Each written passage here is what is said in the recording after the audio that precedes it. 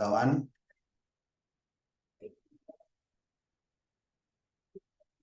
Okay, so having explained what we have explained in the earlier clip, the earlier cover, we are supposed now to come here and get the sales revenue.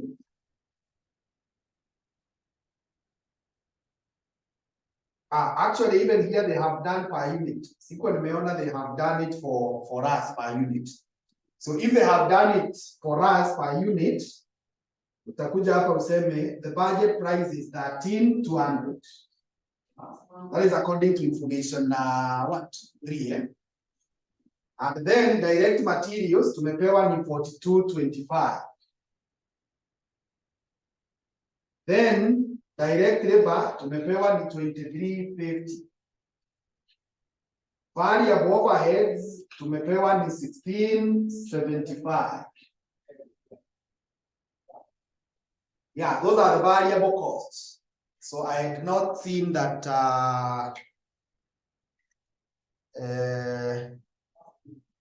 is already given per unit. But if you still want the formula to apply, you divide by 1. You still want the formula to apply. You know, 49.50. So that is the contribution margin. And therefore, the sales volume contribution margin variance, I'm now using the initials for this one. You get the budget sales. Our budget, according to information 1, was to sell 6,000. And we actually sold what? 56.40 times 49.50. Give me the answer to that.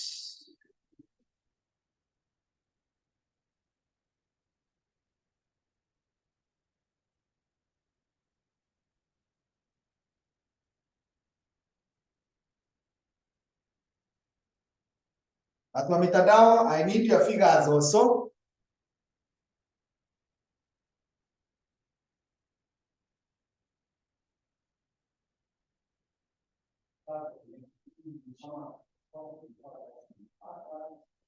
$1,782,000. 1,782,000. Now, I want us to judge whether it is favorable or adverse. You see, we are measuring contribution. We are measuring contribution. And remember, contribution is a profit. So we budgeted to sell 6,000, but we sold 5,000. Is that good or bad?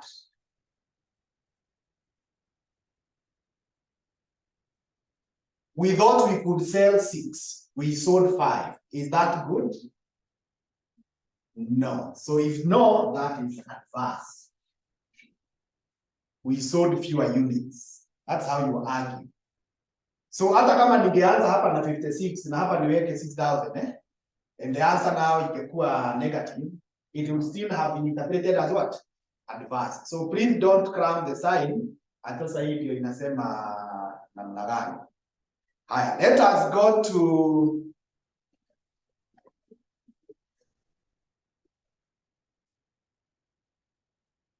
let's go to the next one, inaitwa direct material price. So direct material price, direct material price variance, direct material price variance is given as standard price per kg, standard price per kg minus actual price per kg, actual price per kg you multiply by actual kilograms used. Actual kilograms or actual units. Remember, kilograms is one of the most commonly used measures of materials. Actually, they normally say actual units, but at times it confuses the student whether we are talking of the finished goods or materials. So if that is true, sasa unarudi pale juu kwa budget information 3, unapata kwa material imeandikwa 2.5 kilograms at 1690 per kilo. So that is the standard, 1690 per kilo. Minus, tuteremuke kwa actual. Information number 4. Tunaambiwa they bought 14,730 kilos and the cost was 27,987. So this is 27,987,000. You divide by what? 14,730. Okay. Times the kilos that were used, 14,730. So, hii ndio umesema ni 1900. Okay, so 1900 multiplied by 14,730. 14,730.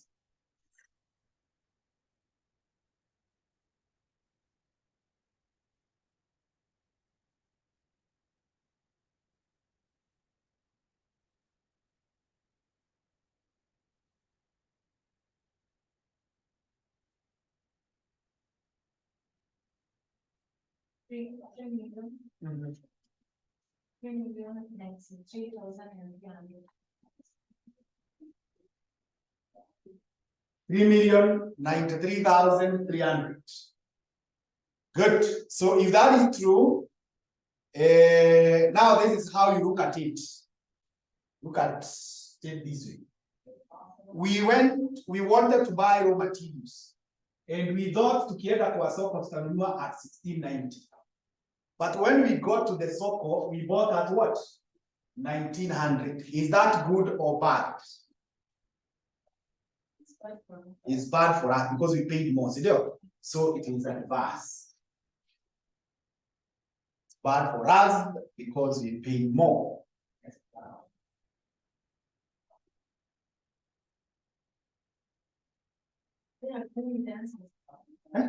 Hawatumi the answers, so tunasonga tu. Watu online, you are not sending the answers. And therefore, sisi hapa kwa ground tunaendelea tu.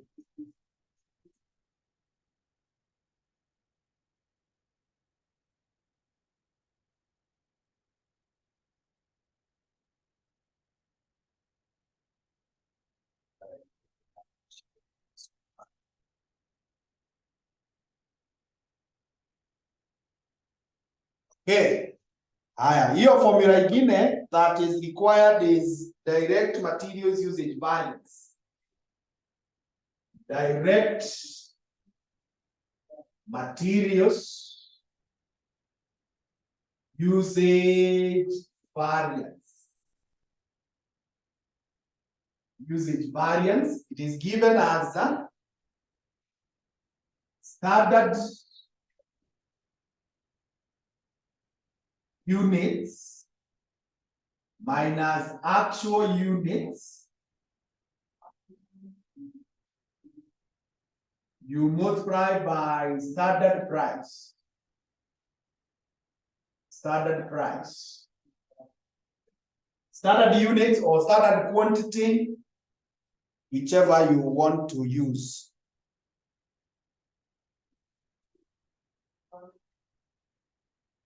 Whichever you want to use. Sasa, when you are told to get the standard units or standard quantity, unarudi hapo juu kwa standard. Kwa budget, unagundua that 1 unit according to the budget ilifaa kuchukua 2.5 kilos. Ilifaa kuchukua 2.5. Now this one you multiply with the actual units that were produced. The units that were produced are 5640. So that gives you the standard units or the standard kilos. You minus the actual kilos that were used, which are 14,730. Then you multiply the difference by the standard price of 1690.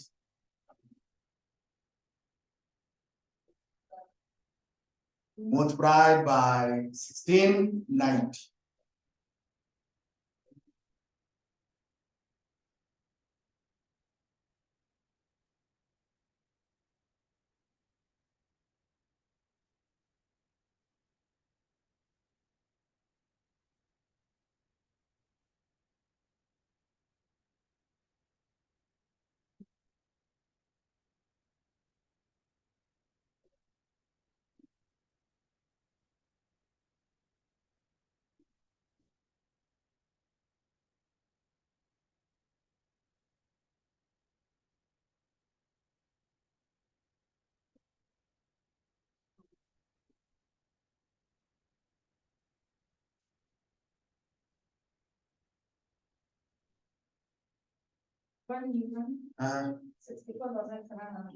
Good.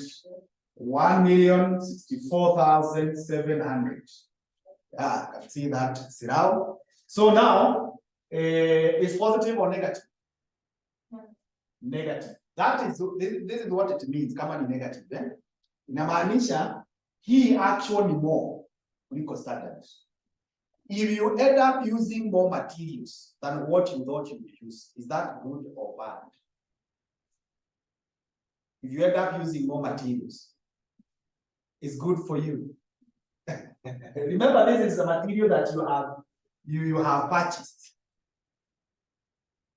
Tuseme ni wageni uko na wao. Ulikuwa unatarajia utawapikia nyama kilo 2. So hiyo ndio budget. But for some reasons, you end up cooking 3 kilos, assuming you are very generous and no emotions attached. I hope that does not attract any emotion. Yes. Is that good or bad? Well, it's good, I think it's bad. From a financial perspective, it is bad because you have spent more than what you should have spent. Yes, I can see that Jacinta and Zira, it's bad. So if you use more materials, then that is what? Adverse.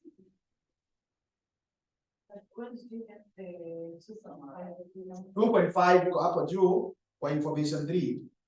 Mahali kumeandikwa direct materials.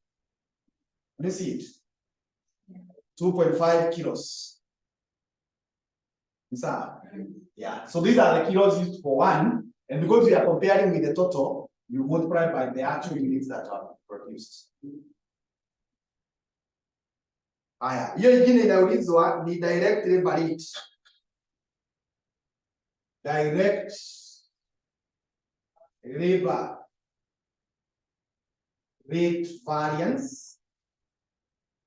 Direct labor rate variance is given as a standard rate. Standard rate. You minus actual rate.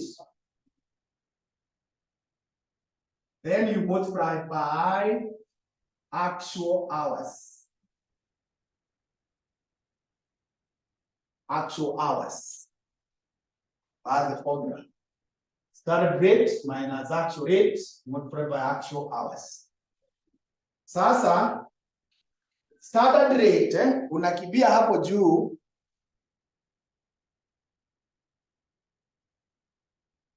Unakibia hapo juu mahali kumeandikwa information 3 The labor, direct labor, you can see 1 hour ilikuwa inalipwa 1880 according to our budget.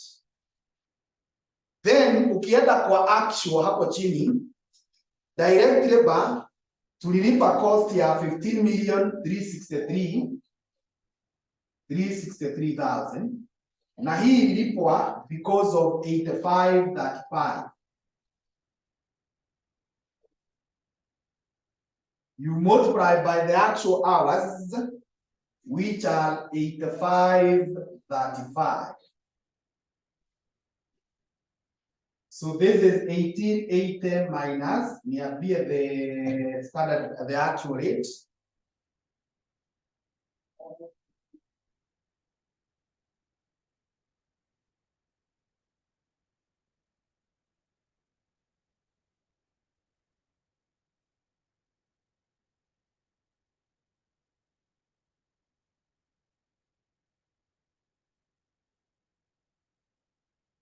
$1,800. So we are multiplying by 8535.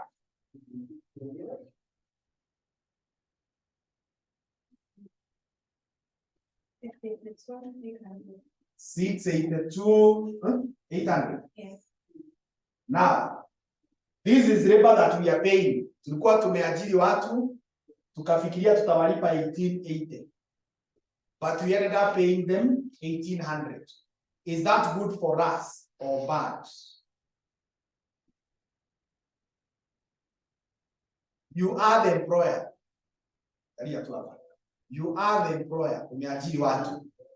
Na ulikuwa unafikiria utawalipa 1,880. But wakati wa kuwalipa wakishamaliza kazi, you pay them 1,800 and they don't beat you or they don't complain. It's good, eh? So if it's good, thank you, I can see online. So that is what? Favorable. That's how you argue. Haya. As for the direct labor, we are told 1.25 direct. 1.25 hours, that's 18 hours. It doesn't indicate on the as 1880 so it doesn't indicate on the amount. It does not implicate on the amount. Yes. Which amount? That's 1880 because it's insane. Yes, and that is what you're calling standard rate. Maybe I should have added here per hour. Anytime you see rate, anytime you see the word rate, it means for one. Yes. So it's the standard rate or the actual rate per hour. Na ndio nimekuja hapa nikadivide by the number of hours. Sawa.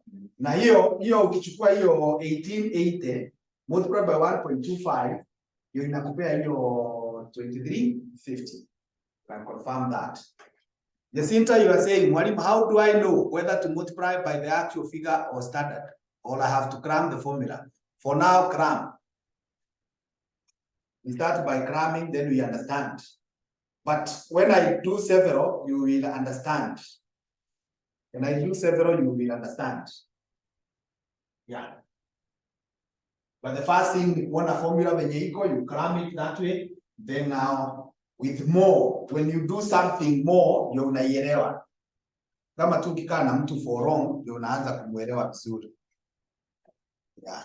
Like now that I've taught you for a whole semester, I'm sure the way unanielewa si venye ulikuwa unanielewa when we began. Now tunaelewana. Okay. So that is okay, eh? Haya, hiyo ingine ni directly by efficiency variance.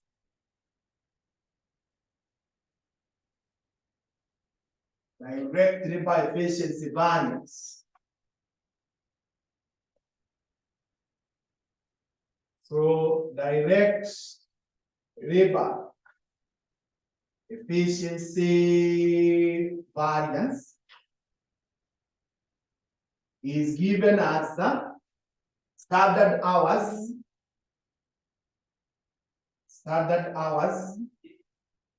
you raise actual hours, you multiply by standard rate per hour. Standard rate per hour.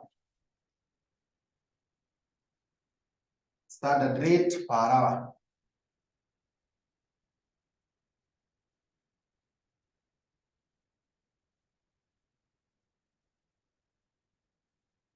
So this one,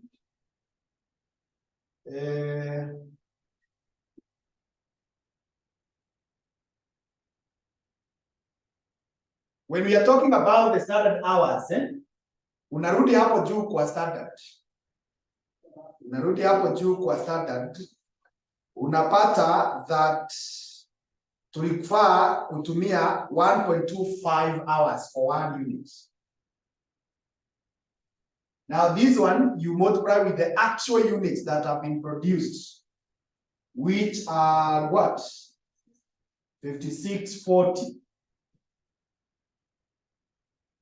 You minus the actual hours that have been used, 8535. And the standard rate, ndio tulikuwa tumesema ni 1880.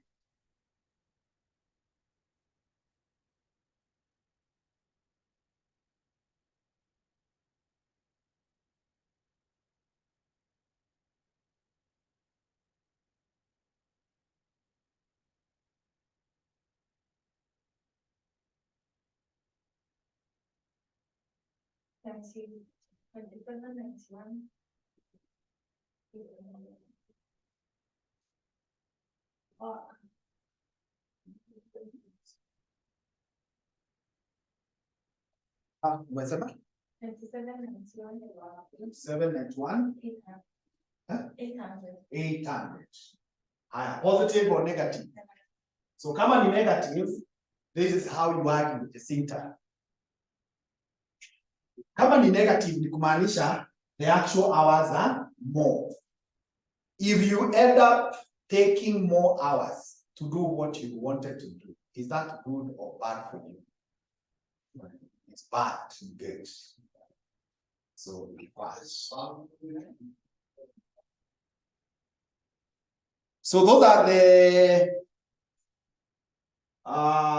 variances that were required in that question. But because the question still has data that we can compute the variances, I want us to compute them.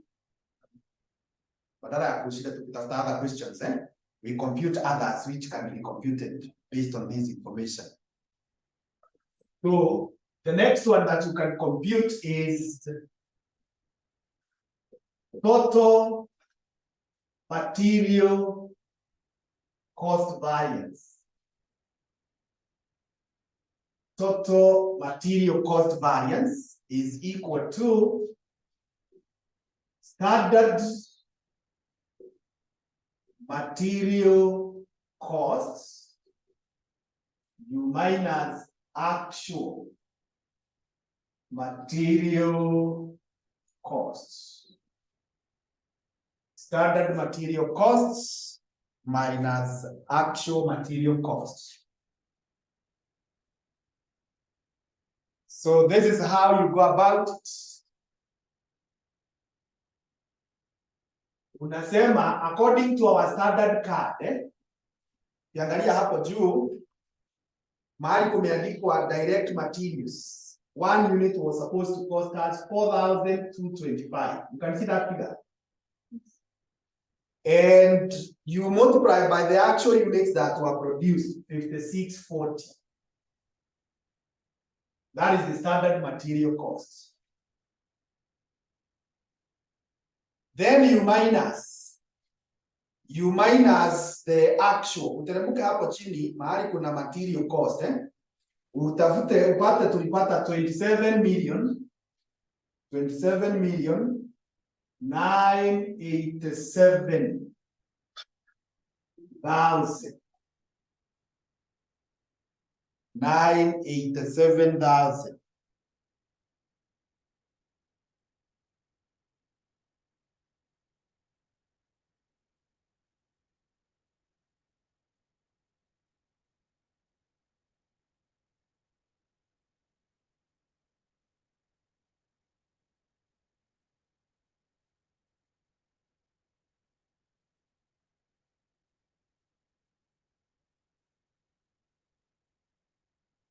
$1,600,000 negative.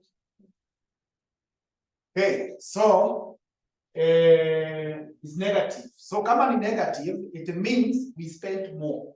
The actual or ground we spent more. Is that good or bad? Good. This is a plus.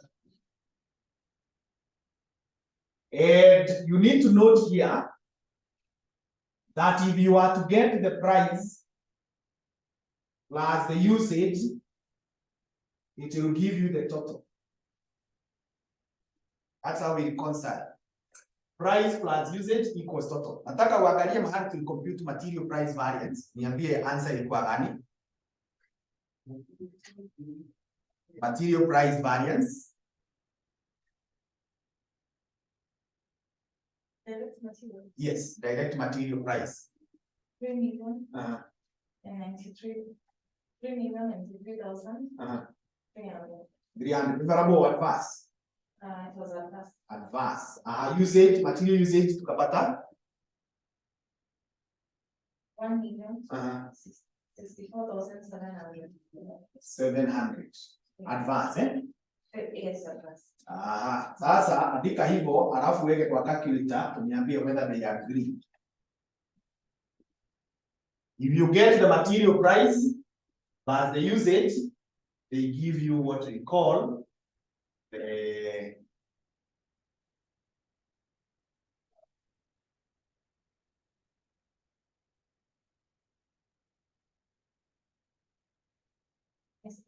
yeah. Sasa uchore ka kitu kingine kanaitwa hivi. Total is divided into 2.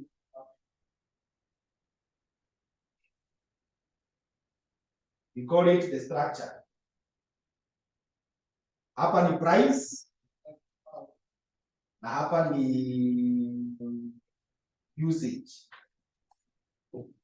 Alafu huyu usage is divided into 2.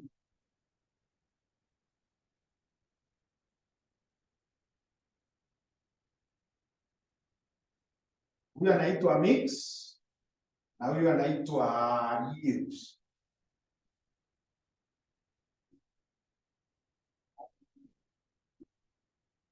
So that is how material variances look like.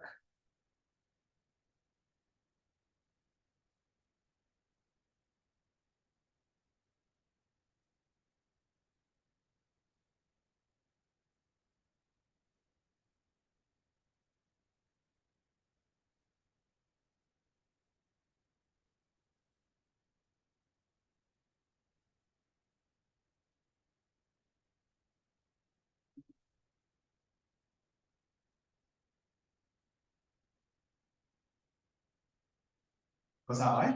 Haya sasa hiyo it says the total, if there is a change in total material, maybe the price ibadilika ama ni the usage. That's why tunasema this plus this, they take you back to the total. If you have noted there is a change in the way you use the materials, maybe it is venye ulichanganya. Let's take a very simple case. Ukipika kitu kama chai. Chai inakuanga na maji, kuna tea leaves, kuna milk na kuna sugar. Do you think the mix of these three can affect the quantity of sugar? Yes. Kuna venye unaweza weka hizi utumie more sugar ama less. Yes. And many other examples. Jikuta kwa kitu kama hii, look at something like rice. Mchele. Kuna ile inaitwa sidano. Unajua hiyo sidano? Na kuna ingine inaitwa pishori. Hiyo sijui what is the correct word, hiyo kufura. Unaelewa what I'm saying? Ukiweka 1 kilo ya sidano ina sufuria and 1 kilo ya pishori in another sufuria, the end product, is it the same in terms of quantity? Si inakuanga mingi? Yes. So that is called the yield. The same thing to do with something like sukuma wiki, hizi zingine zinaitwa spinach.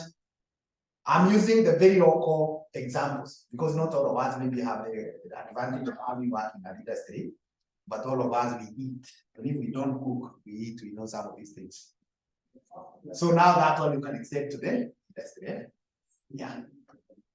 Sasa hii swali haiwezi kusaidia kufanya mix and yield. Yeah. And as I have said, I am just trying to confine myself to the recent questions so that I don't teach you anything that is outside the syllabus. Okay, let's now go to the next one. The other one that we can get here, call it total labor cost variance.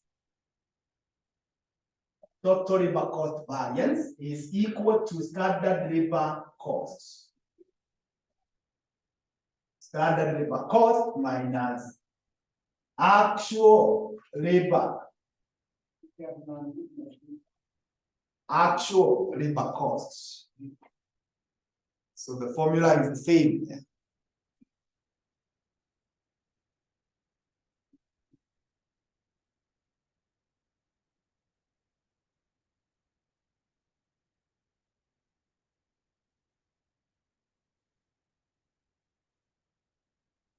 So you argue the same way. Arguing the same way means urudi hapo juu kwa standard upate 1 unit ilifaa kutuchukua 2350. You multiply by the number of units 5640. You minus the actual labor costs. Ukiteremka huko chini, actual labor cost is 15,363,000.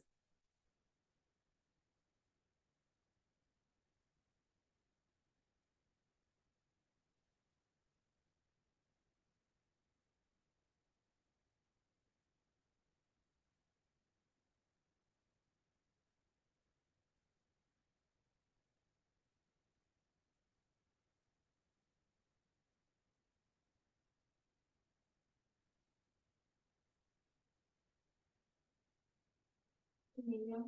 109,000. So it's adverse. Yeah. Kama ni negative kumaanisha we spend more. Again hapa weka NB. Useme if you want to get the rate plus the efficiency, it gives you what we call total. You want to get the rate plus the efficiency, it gives you total.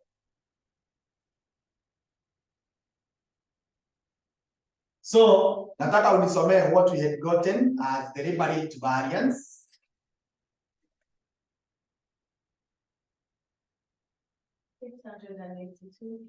$682,800. 800. Favorable or adverse? Was favorable. Was favorable. Yeah. Haya.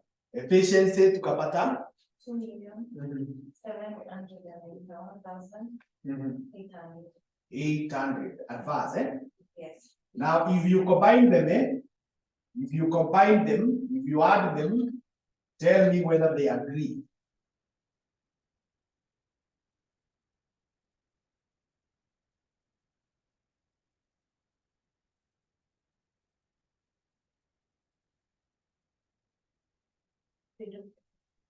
They agree, eh? Yeah. Okay, that's good. So umekumbuka this one was positive and this is negative, eh? Yeah. And this is negative, eh? Remember, this one is more of a setup, eh? So when we are in variances, we are not very faithful to the signs here. Because someone can say this plus this is supposed to be 3 point something. No. It's a setup, they cancel each other. Okay. Higher. If that is true, maybe I can also give you a structure for the labor variances. We have the total here divided into 2. We have rate and we have efficiency. Then we have mix and we have yield. Unaona zinafanana na za material.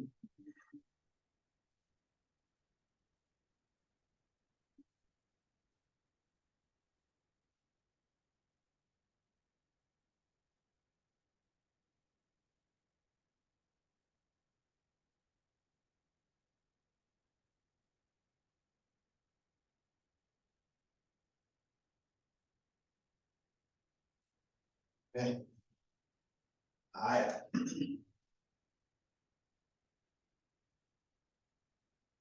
The next one that we can come across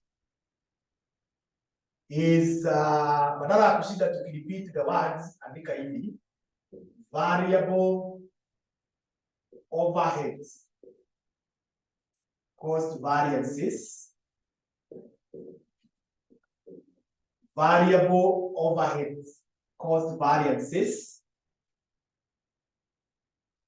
Let me start with the structure. Inaanzaga na total, inagawanywa into two.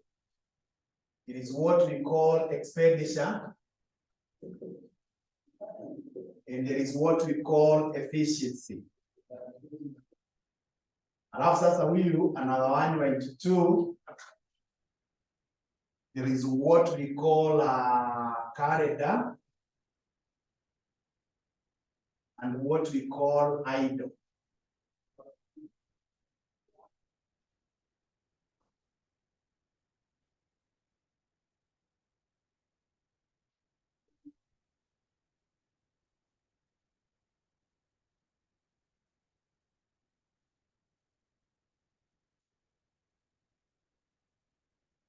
Haya, sasa tuandike total. Kianza na total. Sasa now I'll just write the formula. Badala ya kushika nikirudia total variable by cost variance, because we have it there. So total is given as a standard variable. Standard variable overhead cost minus actual variable overhead costs. Standard variable overhead cost minus actual variable overhead costs. So in the standard ukiangalia huko juu tulikuwa tumeambiwa the variable overhead per unit ni 1675. So you multiply by the actual units that were produced, 5640. Minus ukiteremuka hapo chini, the variable overheads are 8974. The 974.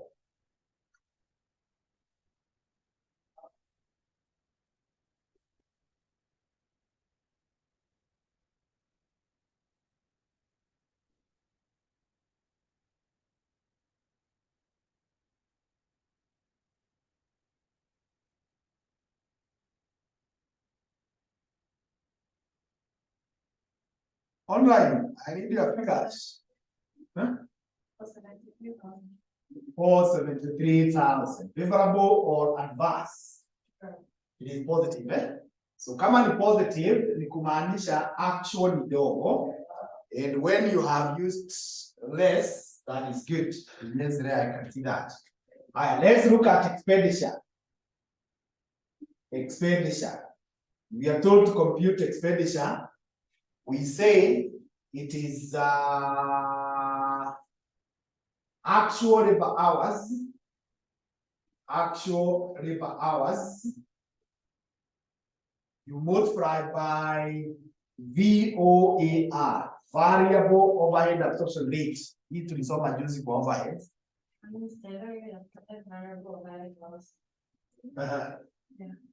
Tumeenda hapo juu kwa namba 3, eh? Yeah, I thought it was 1675. Because to me it seems like they're very not. Hapana.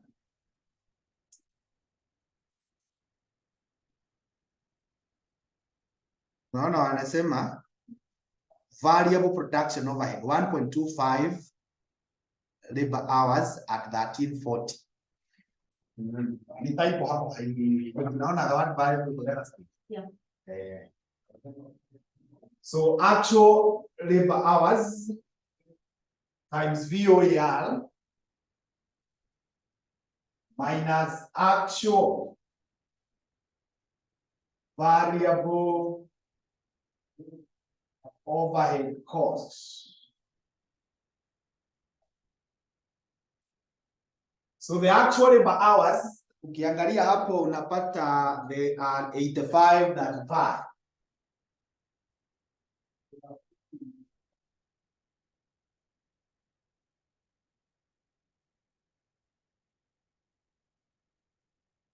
Na the OER, the variable overhead ni hiyo imewekwa hapo kwa standard Hapo nilikuwa nimesema 1.25 direct labor hours at 1340. Naona hiyo 1340. Hiyo 1340 ndio VOER. Absorption rates. Variable overhead absorption rates. I'm assuming you are recalling the topic of overheads. That's where they're coming from.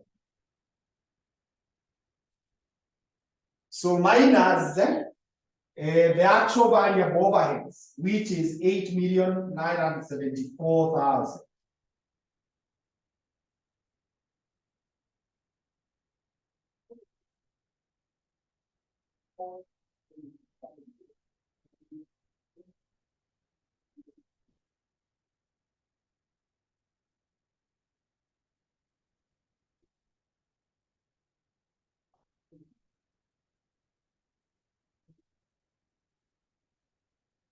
$2,452,900. Remember more advance. Positive, It is positive, is favorable. Kuja kwa efficiency. Efficiency is given as standard hours minus actual hours. Standard hours minus actual hours. You multiply by VOAR. Standard hours minus actual hours, you multiply by VOAR. So the standard hours ni vile tu tulikomputa na tukiwa kwa riba. Tukasema ni 1.25 hours per unit. Una multiply na the actual units that have been produced, 5640. That's the number of standard hours.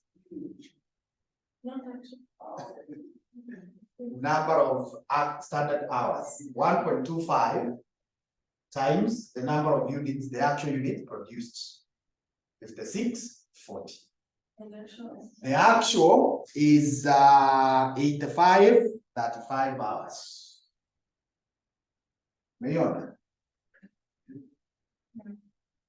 Times the VOER is 1340.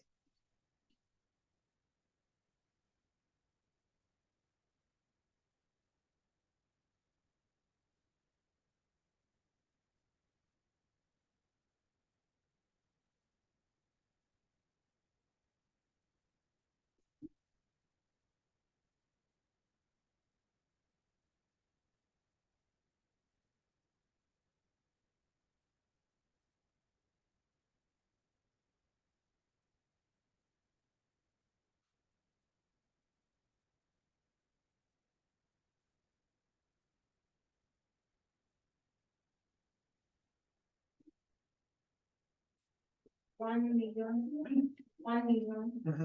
989,900. Remember what VAT.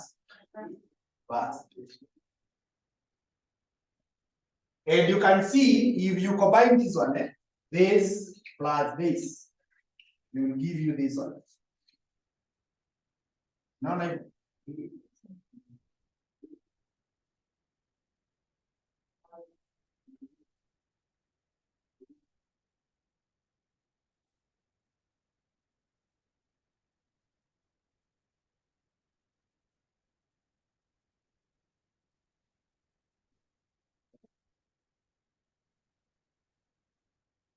For the efficiency, the standard hours.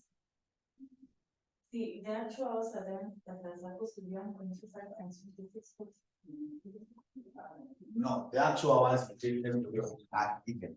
Standard kama kufuata hizo formula zote, mahali tumekuwa na standard tumekuwa tukichukua hiyo kafika for 1 na multiply na hizi. This figure is common. Kila mahali tumeandika started with whatever. Unachukua ile imepeana kwa budget na multiply the actual units. Ndio na compare na the actual hours.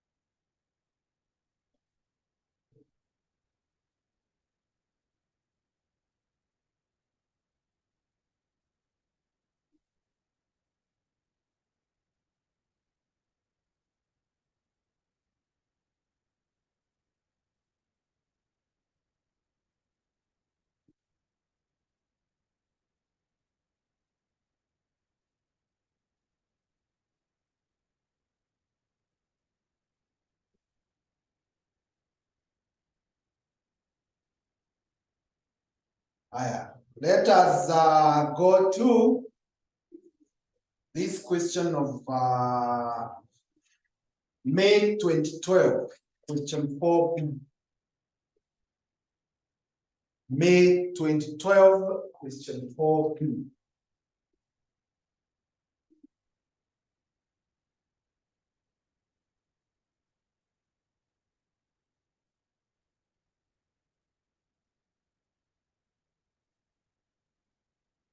May 2012.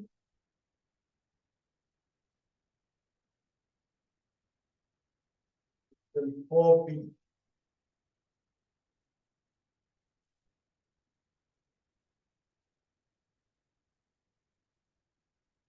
So if we are there, we are told ABC Limited prepares a Seagull product branded Z. The standard cost per unit for the month of April was 4. Budget production was 2,000 units, while the actual production was 1,800 units. The following were the actual cost for the month. We are told to compute all those variances. Now, I want to start with the fixed overhead cost variances because hizo ndio hatujapitia kabla tuchoke.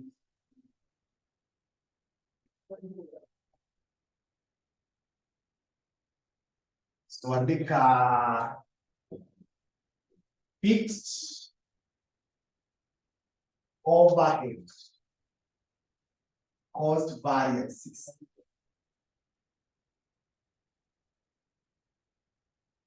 So huwa tunaanza na total hapa. Total is divided into expenditure and what we call volume. And volume is divided into what we call capacity and what we call efficiency. That is how the fixed overheads are divided.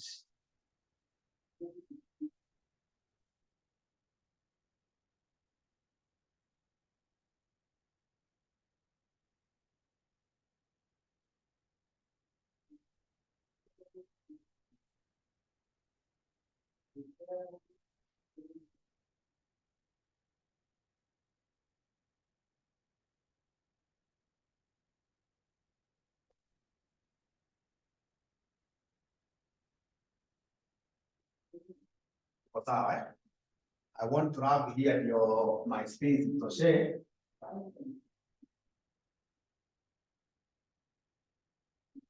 Then the question so that my space to share. So total is equal to standard fixed costs minus actual fixed costs. The total is standard fixed cost or fixed overhead cost minus the actual. Sasa unaenda hapo juu kwa standard card. Kwa standard card. Unapata mahali kumeandikwa overheads, fixed overheads. Huko mwisho it is 40 shillings per unit. Umeona hiyo 40? Haya, alafu teremka hapo chini kwa information 1 where there is actual production. It is 1800. Ni venye nimekwambia ukiona tumeandika hiyo standard we are multiplying by the actual. Haya, minus teremka huko kwa information 2 mahali kumeandikwa fixed overheads. Total yote ni actual ya 100.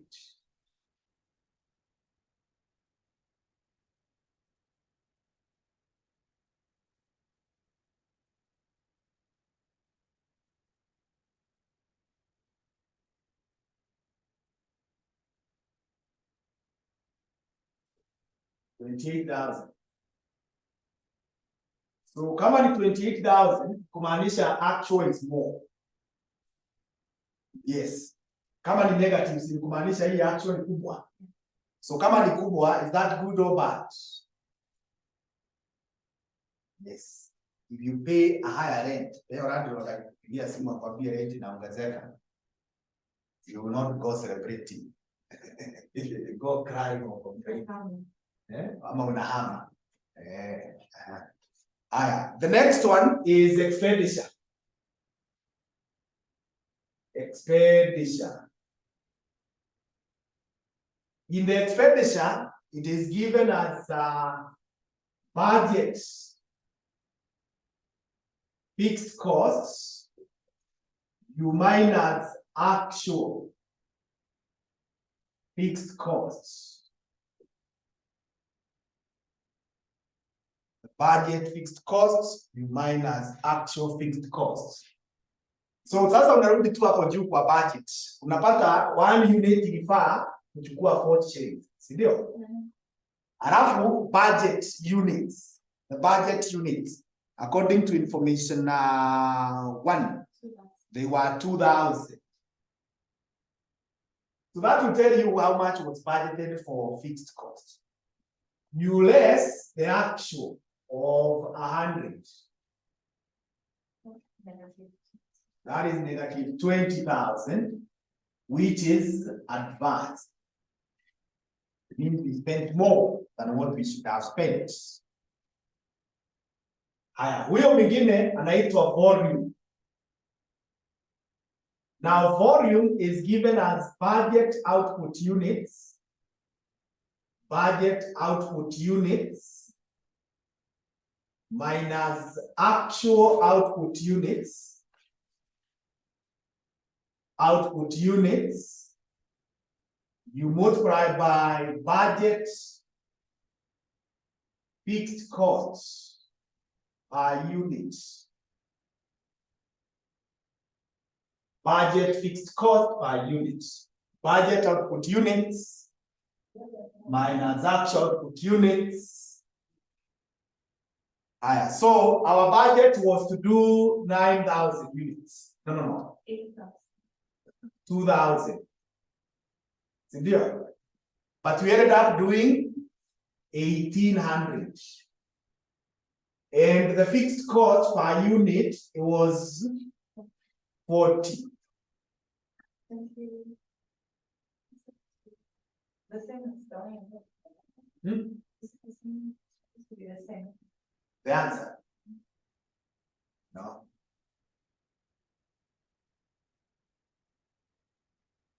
See, about times 4. Ama sio hiyo ulikuwa unauliza?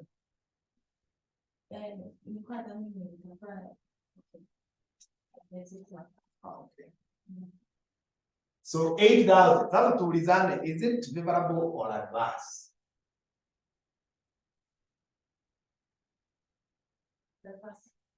It's adverse. Good. Why? Yes, we did not do.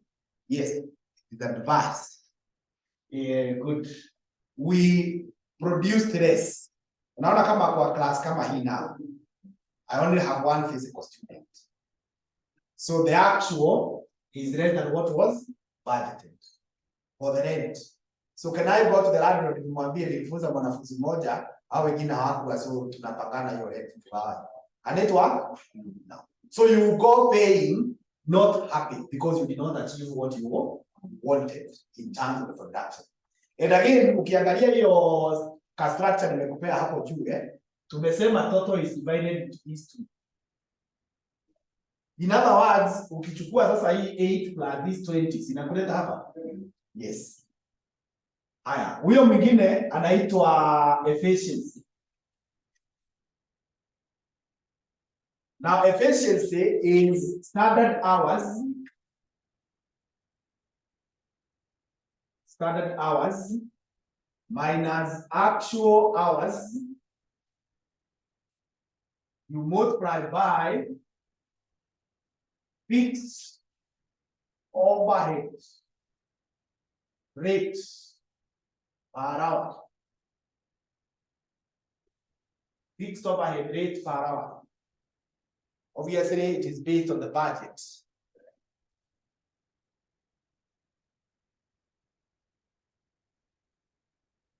So unarudi hapo juu kwa hours unaona 1 unit ilifaa kutuchukua 4 hours. Umeona? Haya, 4 and we produced 1,800. That is what will give us the standard hours. You minus the actual hours. The actual hours, ukiangalia hapo chini, it is direct labor hours 9,800. And what is the fixed overhead rate per hour? Ukikibia huko juu, tumeambiwa it was 4 hours at 10 per hour. Hiyo ndio inatupea 40. So the whole year is 10.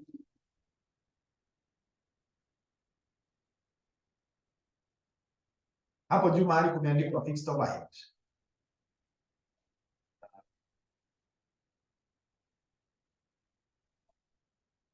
So that gives us what?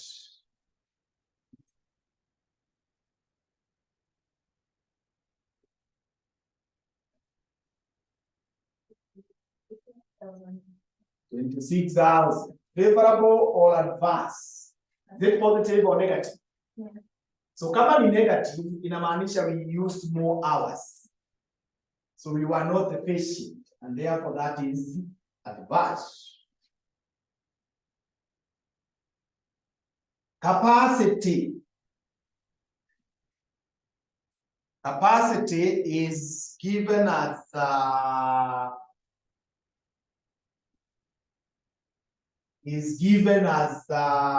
budget hours. Budget hours minus actual hours. Minus actual hours. You multiply by fixed overhead rate per hour. Fixed overhead rate per hour.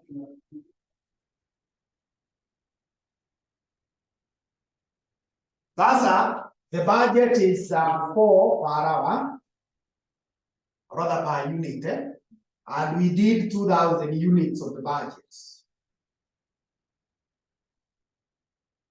To minus the actual hours, 9,800 times 10.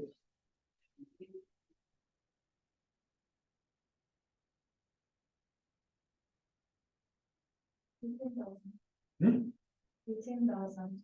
18,000. Favorable or adverse? The adverse is favorable. Positive or negative? Negative. Okay. Let me explain to you. First of all, ukiangalia kwa hii structure nimekupea. Angalia hii structure. Volume is broken into two. Efficiency and capacity. That means if you add this to this, it should bring you here. No. So 18 plus this, you compare 8. So if you call this adverse, it is going to be not to be this one. So this is how it is explained. Capacity has to do with the budget. You're saying it's positive, eh? This answer is positive or negative? It's negative, eh? So if it's negative, the actual hours are more. I hope you'll be able to answer the question correctly. Ulikuwa umekuja hapa nikufunze how many hours there? If I decide to teach you 2.5 hours without charging you anything extra, you'll be happy or unhappy?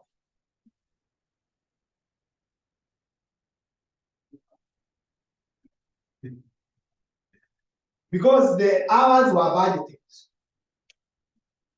And remember, we are dealing with a fixed cost. So here, cost will come in 2 hours. You have received 2.5 hours at the same cost. So if the budget is less than actual, you are happy. Assume you have taken a taxi those days that haikuwa na hii mambo ya hata sasa kuna mambo ya Uber the apps kiwa price. Umechukua Uber ikupeleke nyumbani. And you are thinking, unafikiria you take that minute. Na hiyo app imekucharge 1,000. But for whatever reasons, your journey takes 58 minutes or even 60 minutes. How much will you pay? 1,000. Will you be happy?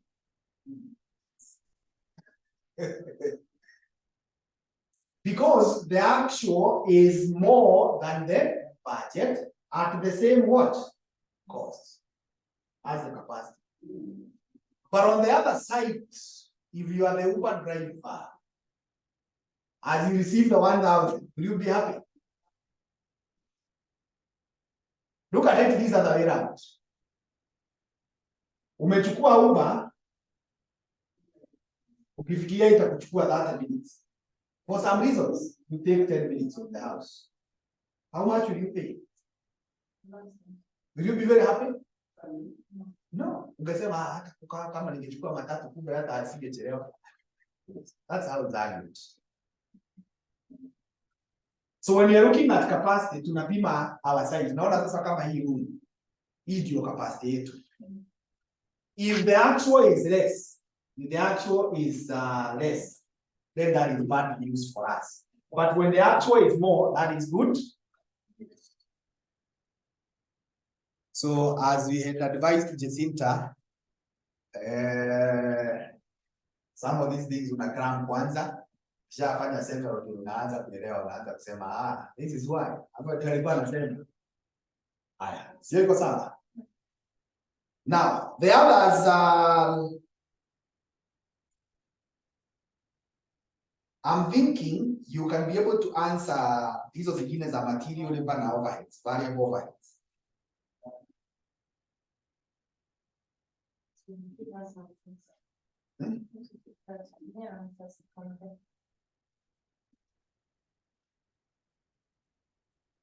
You're Roman 5, the profit as per financial records,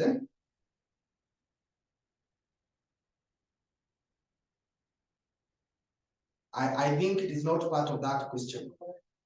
You're Roman 5, it's not part of that question. Now, why I am saying so is because I can see we have 10 minutes remaining, and there is one more thing that I need to do. So, badala ya kurudia hizo formulas, you can put them there. You can work it out. Once you work it out, I will not give you the answers free. Kwanza utume you are working. Nitumie you are working, nitaona venye umesubstitute, I'll tell you whether you are right or wrong. Yes, ndio tuende kwa hii swali nyingine. We draw a reconciliation statement. Hii iko kwa November 2011. November 2011, question number 5B. Question number 5B.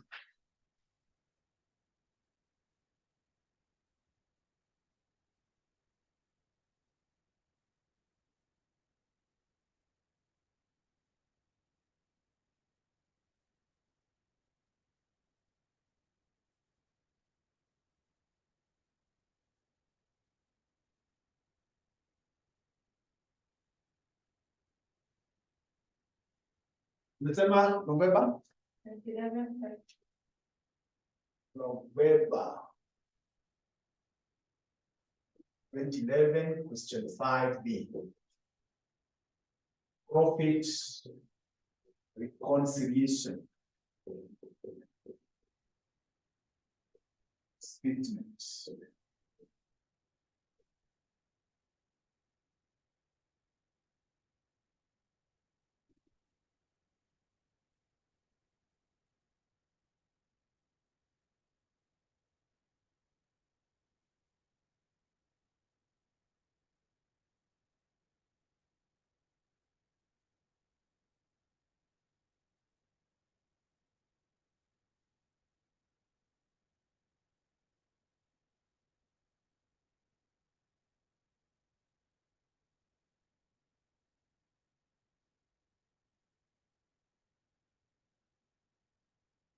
Nataka kuwekea hivyo ndio ikuwe very clear.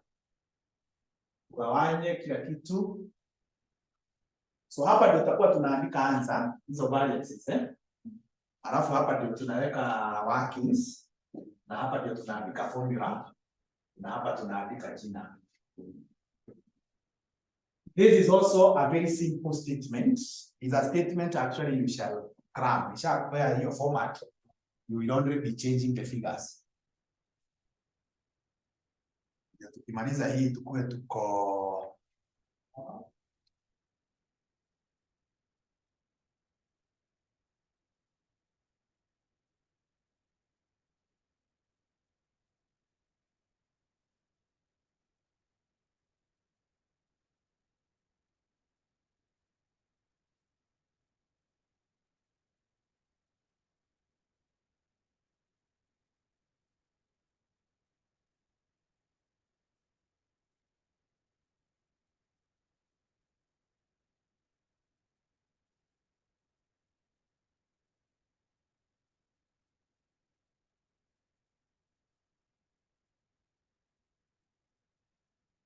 so the first thing we start with budget profits.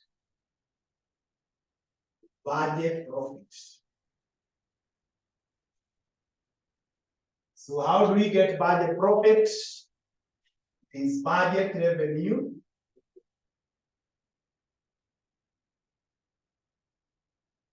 minus budget costs. That's how you get it.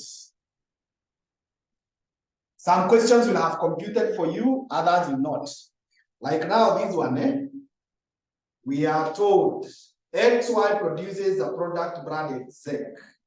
The company operates a standard costing system. The budgeted product information in the month was as follows: selling price, materials, labor, budget production. Budget fixed overheads amounted to that. Okay, sasa nataka tutafute the budget revenue. If we work with our figures in thousands, with the figures in thousands, yeah.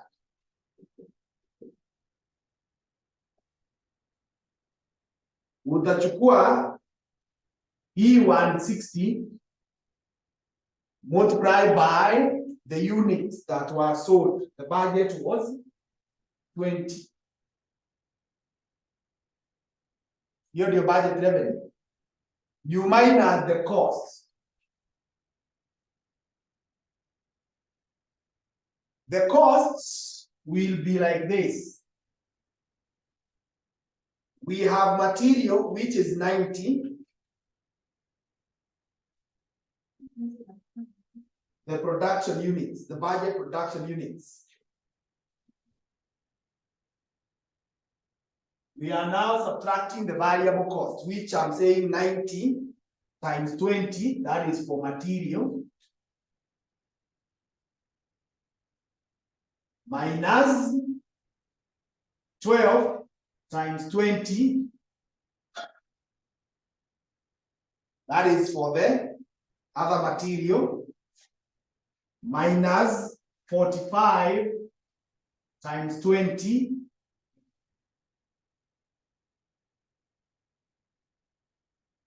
minus the fixed costs, which we are told is 90.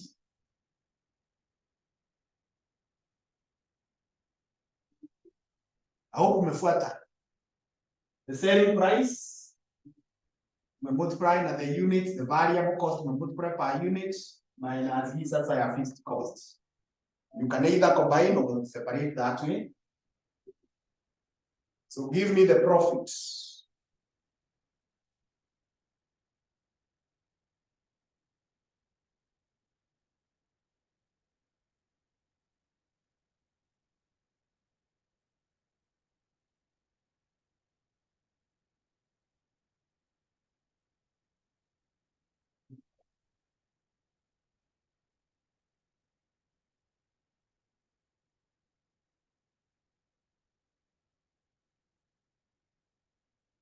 Online? 170. Huh? 170. So 170. So that's the profit as per the budget. Higher.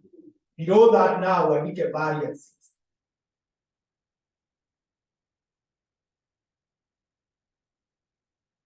So for the variances, we start with the total direct materials. Total direct materials. The formula is standard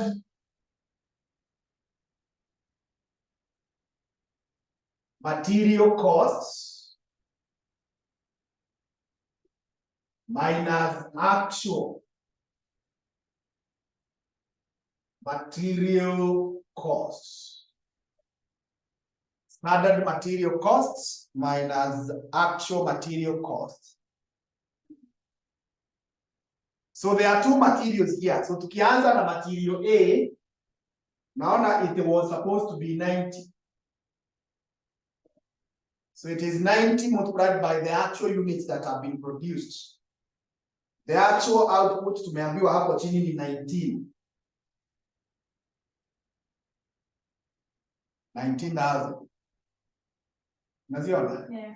Haya, minus the actual material costs, which we are told is 1249.5.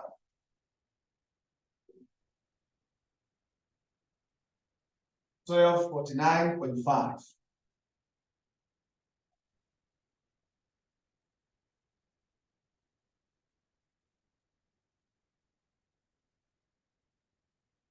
For 16.5.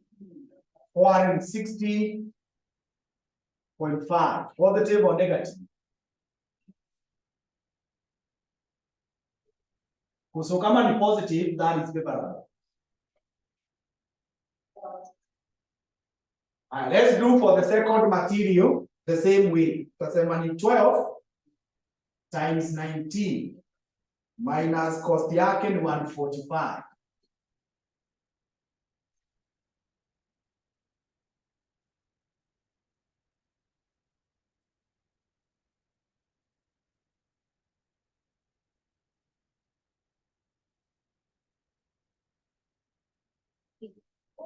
83.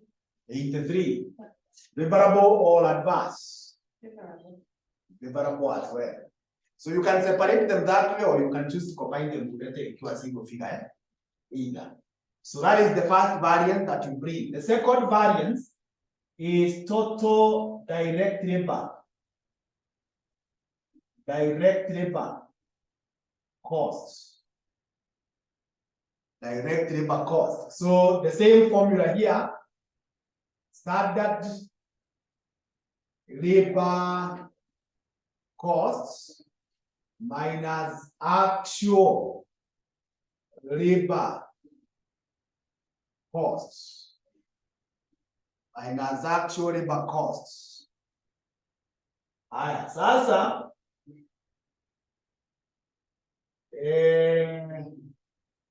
unarudi hapo juu. Unaona labor, it was supposed to be 45. Multiplied by the actual units, 19. Minus the actual labor cost down there is 700.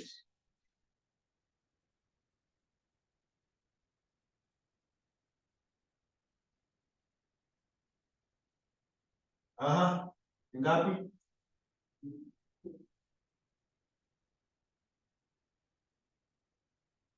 $155. Sasa hivi imesonga. Favorable or adverse?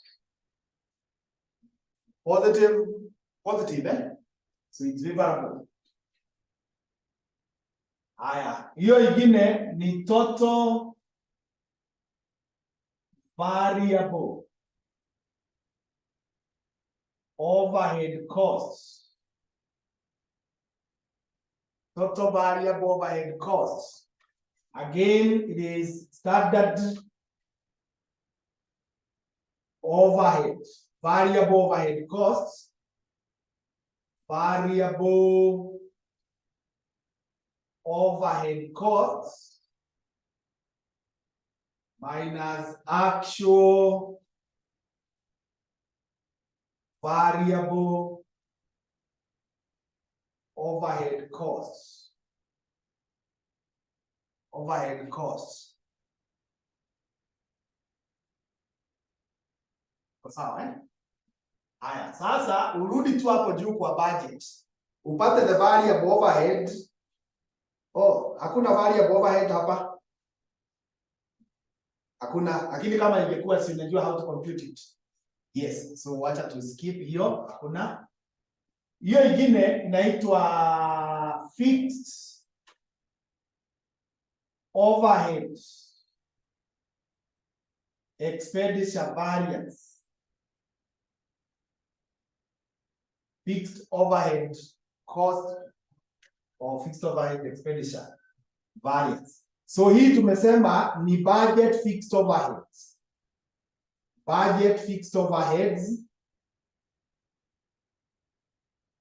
you minus actual fixed overheads. Hebu substitute hapo. Naona saa imefika hizi tu hapo.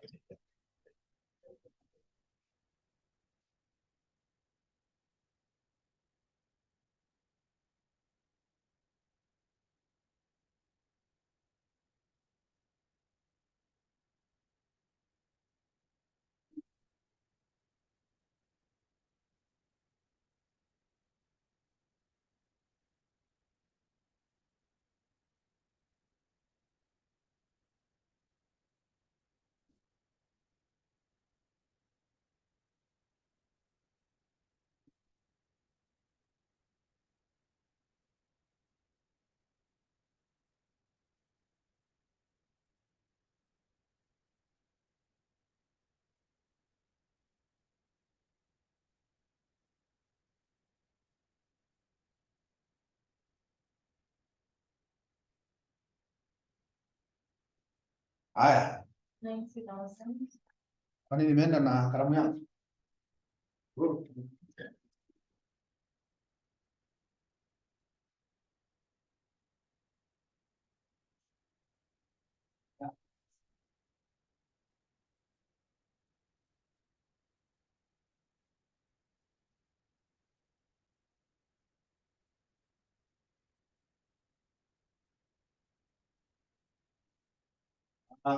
Umesema the budget was how much? The budget is 19,000. 90 and the actual is 86. So there is a balance of what? 4 that is favorable. Yeah. Then kuna ingine hapa fixed overhead volume. Fixed overhead volume. And this one is budget output units minus actual output units multiplied by budget fixed overhead cost per unit. Overhead cost per unit.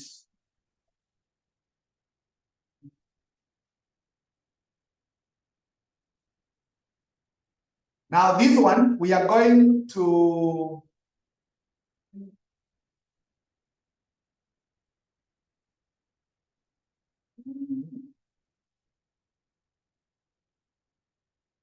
weka athari hivi ama ni tuandikie tu hapa ama tuandikie hapa hivi hapa weka hivi used only when stocks exist. So that one you only compute it where stocks exist, as in kuna opening stock ama closing stock. That is the only time you compute it. Lakini kama swali haina opening ama closing, you don't compute it. Haya. And because my space ni kama inaishaisha, let me wrap this one. Wewe ushaandika, so that I use that space to bring the others that are necessary. So the next one that we are supposed to bring is sales price. Sales price. So sales price tumesema ni budget price minus actual price. Sales price around the budget price minus actual price multiplied by sales units. Sales units.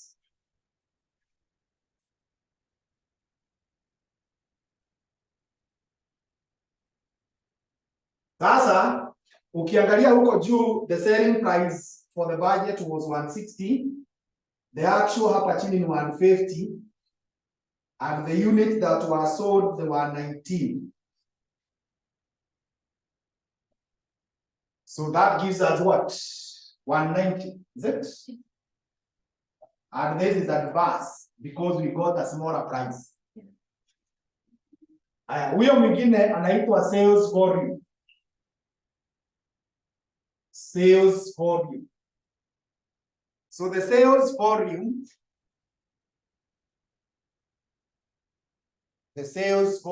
is given as open the bracket.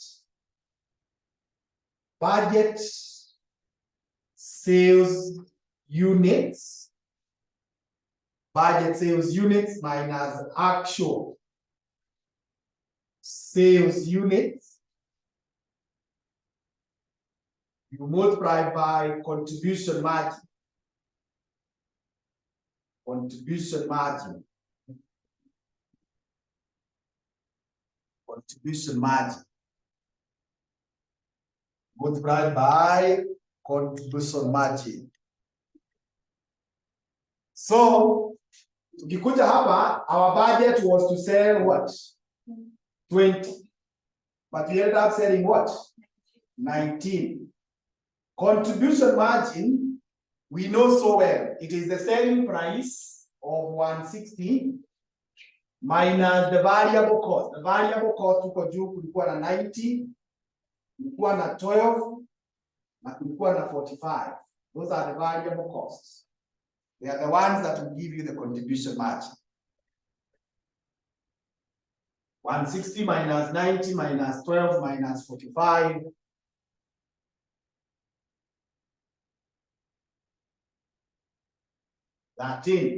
So this 13 is favorable or adverse? I was thinking that is the margin. The margin multiplied by 1 is still the same. So it's favorable or adverse? Yeah, it's adverse. Why? It's adverse because ulifikiria utauza 20 and you sold 19. So that is bad news. Yes. Higher. The last item is actual profit now. Actual profit. So actual profit is given as actual revenue. Actual revenue. You minus actual costs. Actual revenue minus actual costs. So the actual revenue, the profit that you compute namna hii, to use a 19 units at 150. So that is the revenue. Minus this cost. Kwa material, tuko na 1249.5 minus 145 minus 700 minus 86. That is the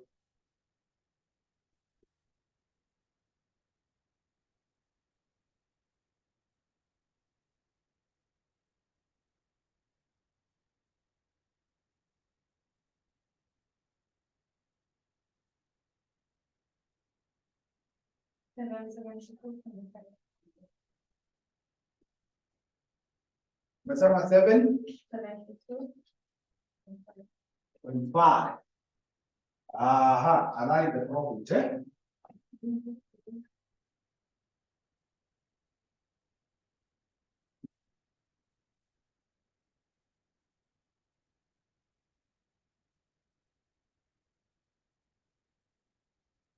No, it's 69. 669. Yeah. I mean, it will be 145. Huh? Is that 40? The 145. Yeah, then it is 69.5. 669.5. Maybe the online can confirm. And they will confirm, but when they don't, we'll get it here. This is how now you reconcile. I think I formula below that. The same budget profit. Budget profit. You add favorable variances. You add favorable variances. You less adverse variances. It gives you actual profit.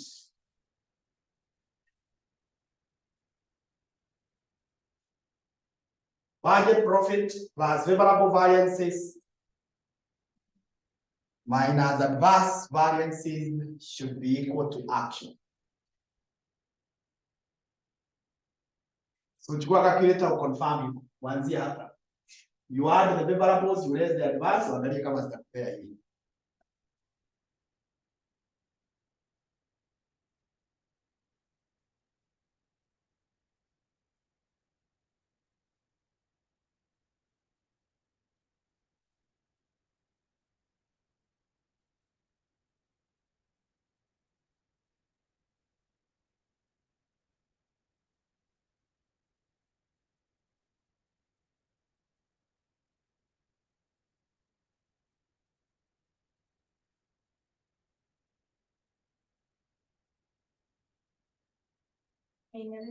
Umekubali, eh?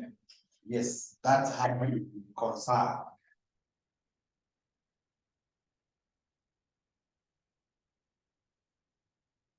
So that is all for today.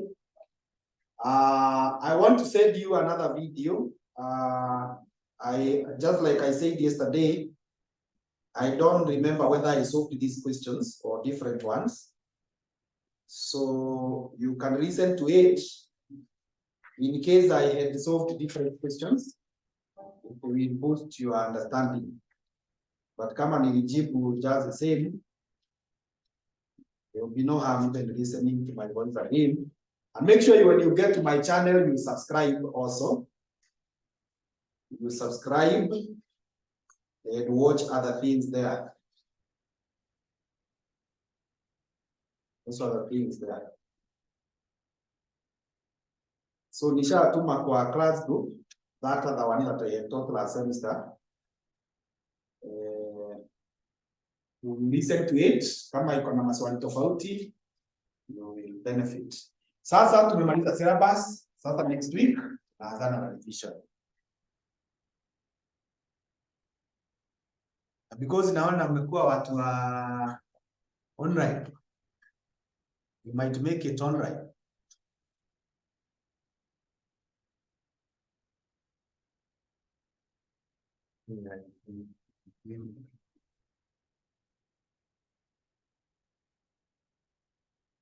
Where did the lesson?